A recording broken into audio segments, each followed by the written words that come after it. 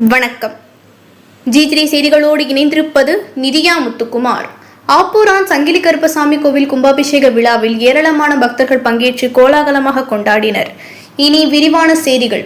கரூர் மாவட்டம் குளித்தலை அருகே சிவாயம் ஊராட்சி கீழாரிப்பட்டி கிராமத்தில் ஆப்பூரான் சங்கிலி கருப்பசாமி, ஸ்ரீ மதுரை வீரன், ஸ்ரீ காத்தவராயன், ஸ்ரீ கன்னிமார் தேவங்கள், ஸ்ரீ பாப்பாத்தி அம்மாள், ஸ்ரீ பட்டவன், ஸ்ரீ குதிரை கருப்பசாமி ஆகிய கோவில் அமைந்துள்ளது.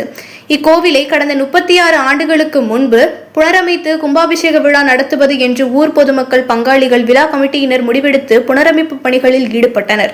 தற்போது புனரமைப்பு பணிகள் நிறைவடைந்ததை அடுத்து கும்பாபிஷேக விழா வெகு விமர்சையாக நடைபெற்றது. குளித்தலை கடம்பன் காவிரி ஆற்றில் இருந்து புனித நீர் கொண்டுவரப்பட்டது.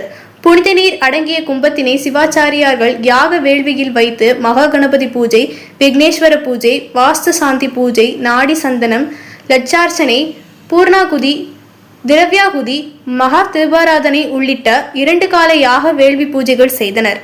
தொடர்ந்து 2ஆம் கால யாக வேள்வி பூஜை நிறைவடைந்ததும் புனித நீர் கும்பத்தினை சிவாச்சாரியார்கள் மங்கள வாத்தியங்களும் முழங்க ஊர்வலமாக கொண்டு சென்றனர்.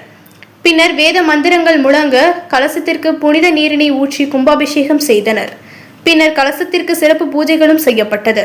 அதனைத் தொடர்ந்து மூலவர்களுக்கும் புனித நீர் ஊற்றப்பட்டு பக்தர்களுக்கும் புனித நீர் தெளிக்கப்பட்டது. குளித்தலை மற்றும் சிவாயம் கிராம பகுதியைச் சேர்ந்த ஆயிரக்கணக்கான பக்தர்கள் கலந்து கொண்டு சாமி தரிசனம் செய்து வழிபட்டனர். விழாவில் பங்கேற்ற பக்தர்கள் அனைவரும் விழா கமிட்டியினர் சார்பில் அன்னதானமும் பிரசாதனமும் வழங்கப்பட்டது. G3 செய்திகளுக்காக கரூர் மாவட்ட செய்தியாளர் ரா சம்பத்குமார்.